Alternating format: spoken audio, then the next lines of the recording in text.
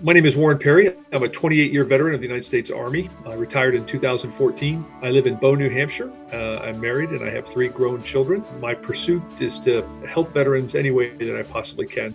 I had an extensive career in the military. I was commissioned from the University of Maine in 1986 as an armor officer. I served on tanks and I served for 28 years.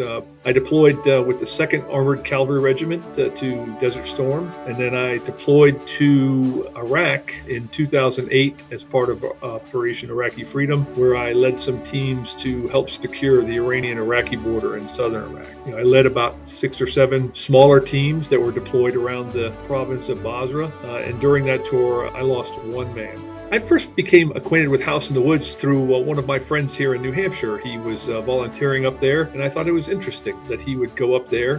He was not a veteran himself, and he would go up there and volunteer to help the veterans at House in the Woods. And about a year later, I had an opportunity to go on a trip, and I called my friend back and said, "Hey, tell me about this guy, Paul House. I think that's who you were talking about." And he said, "It's going to change your life." And it did. I went on a nice fishing trip with them, and then I decided to help and volunteer anyway that I could. I first went kind of as a chaperone staff officer for another organization that the House in the Woods had partnered with, and what I found is just being with the veterans, and some that have some demons and they need to heal, and some that are just thriving and doing okay. But what I found is it's extremely rewarding to me.